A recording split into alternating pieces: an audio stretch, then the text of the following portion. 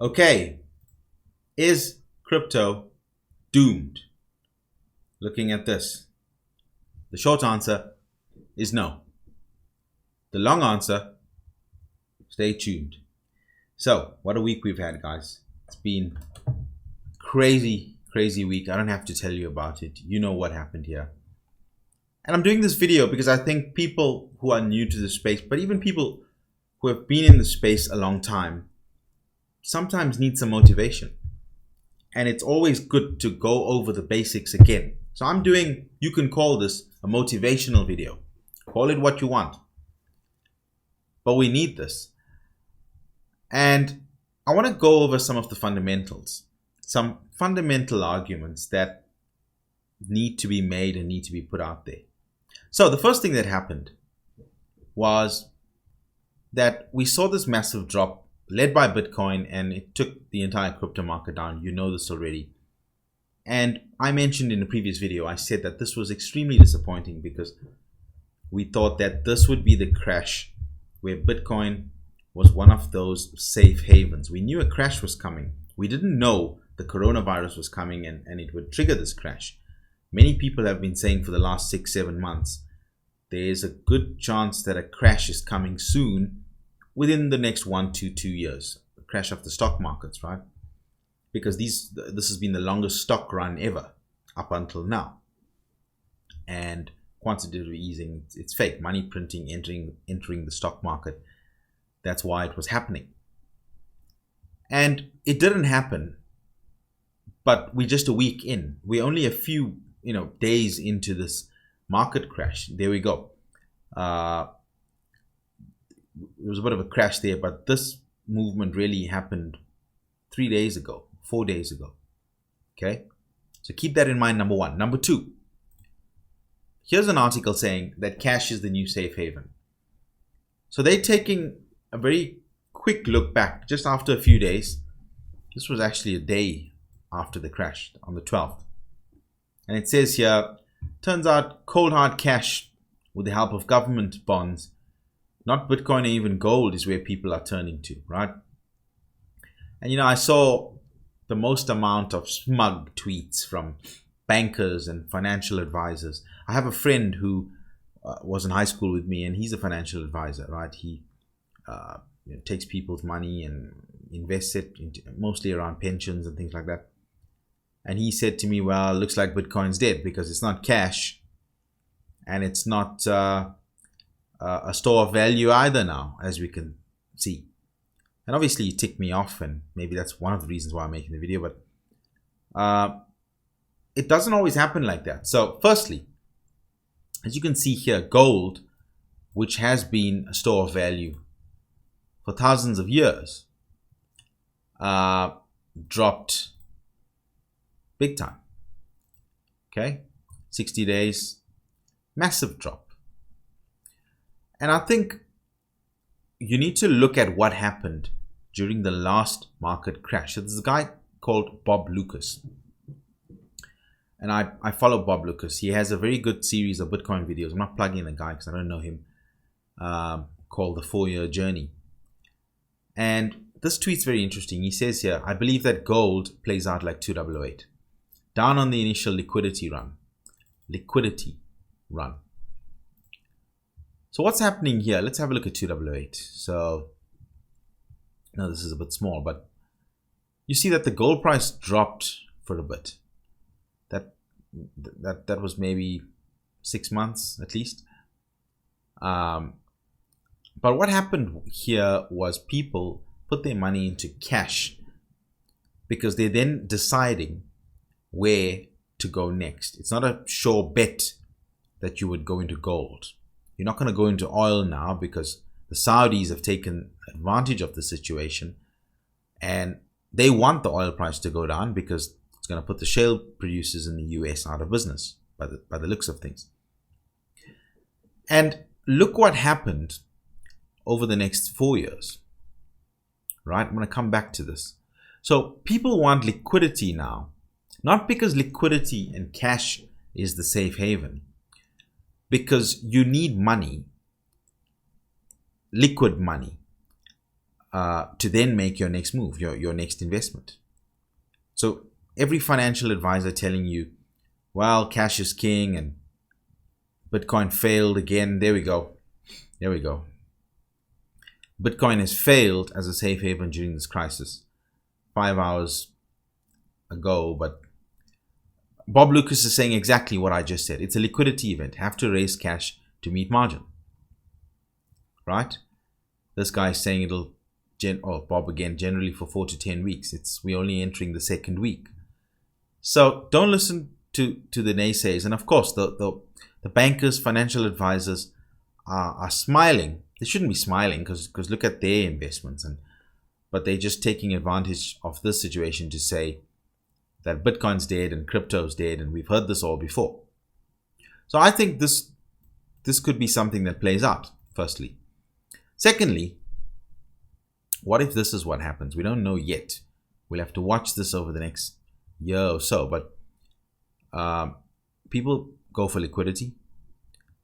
They sell, and you really don't want to sell stuff now. You don't want to sell anything now, because even stocks, the good stocks are going to go back up. I put out a tweet on Wednesday, right, of this week. I think it was the 12th or 13th, saying, this week, many fortunes would be made.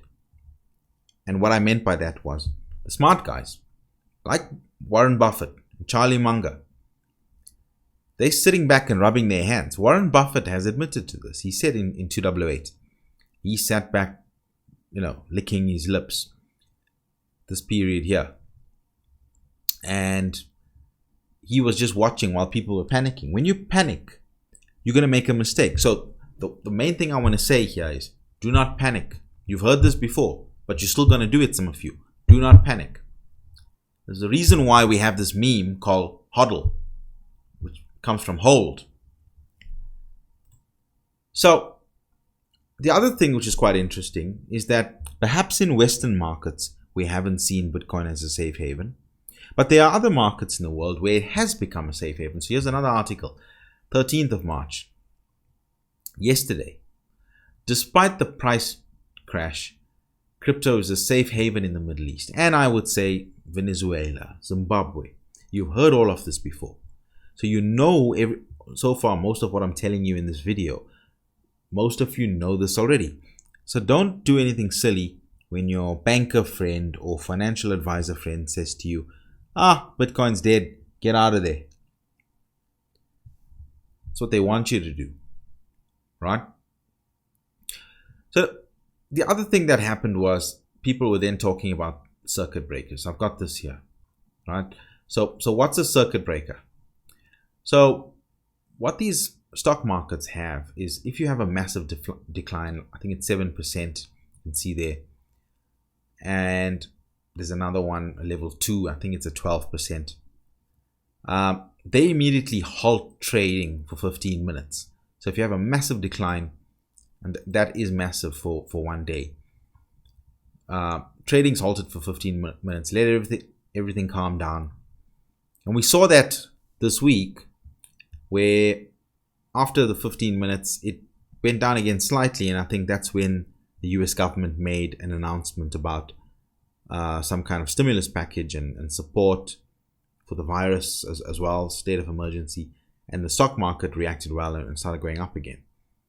They didn't have that 15-minute decline break. The decline could have been well into the double digits. People are saying, well, we need this for Bitcoin. We need this on the exchanges. Well, we don't want that, because we don't want anyone controlling who trades and doesn't trade Bitcoin, right? Right now, this is not popular, but this is the price of freedom. This double-digit percentage fall. Well, actually, from 8,000 to 5,300, almost 50%. That drop.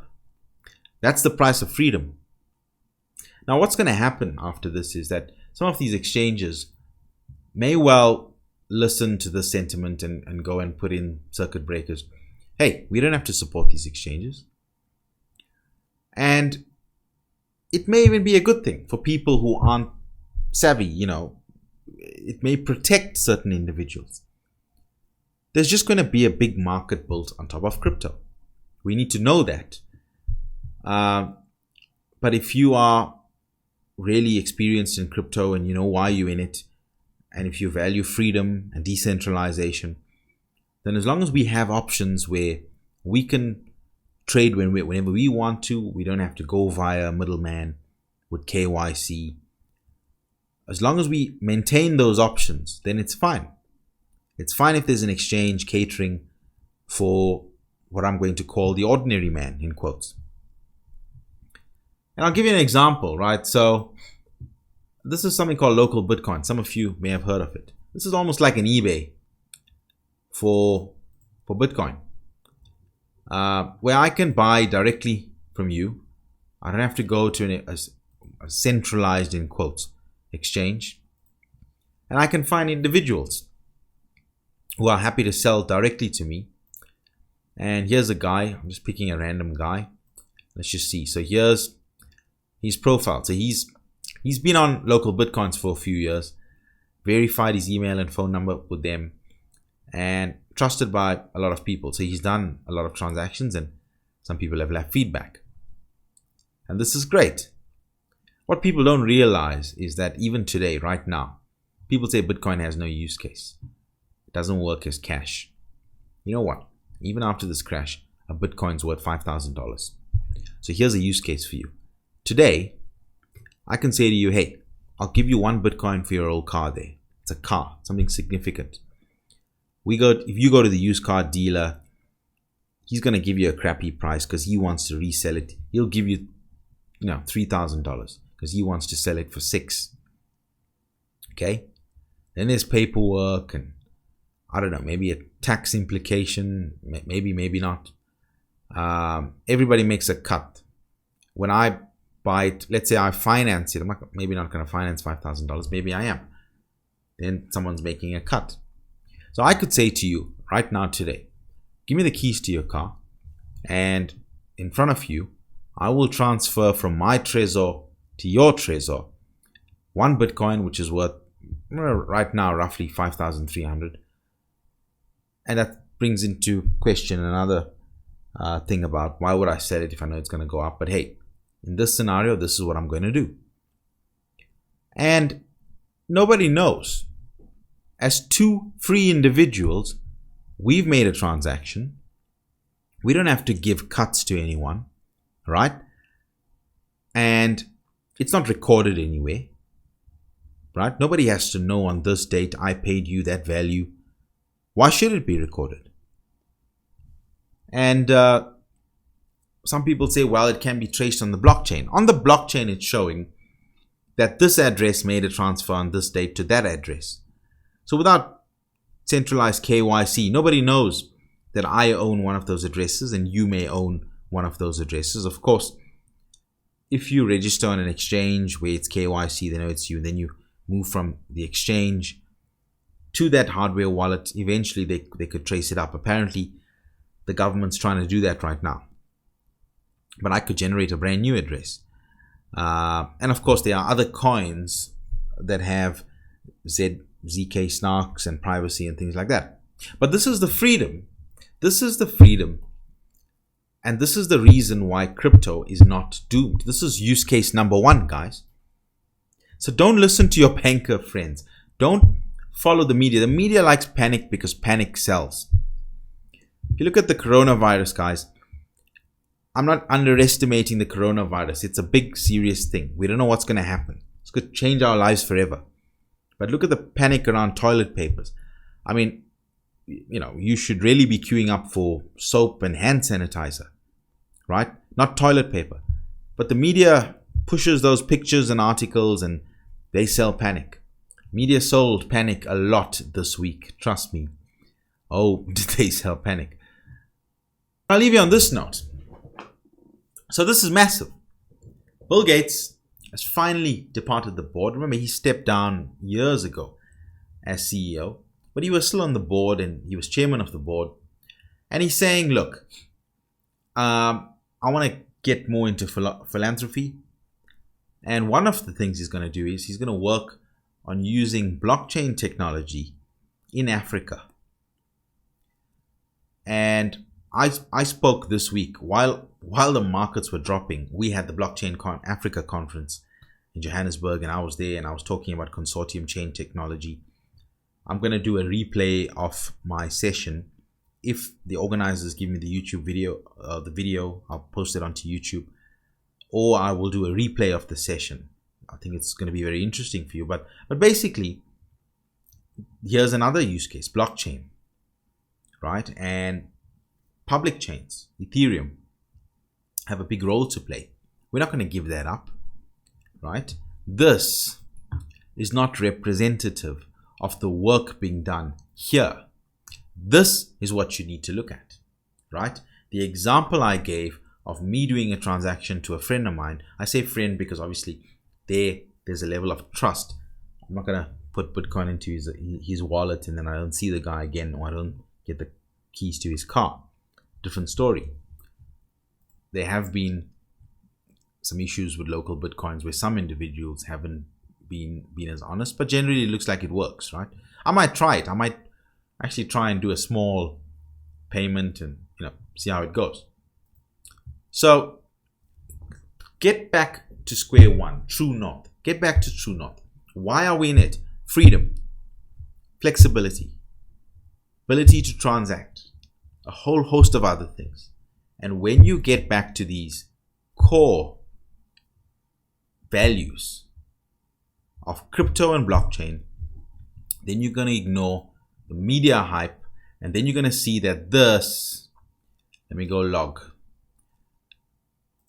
is actually an opportunity. You see how this looks, right? That was the run up, that was the drop. Start off another run up. Coronavirus is just that. After that, you're going to see that again, taking us past 15 this year, I believe, easily. I think we'll see 15. And you're going to say, wow, man, why didn't I buy at 5? Why didn't I buy at 5? So, not financial advice, but you know what to do. Don't panic. Stay positive. Know your fundamentals. Just thought I'd make this video.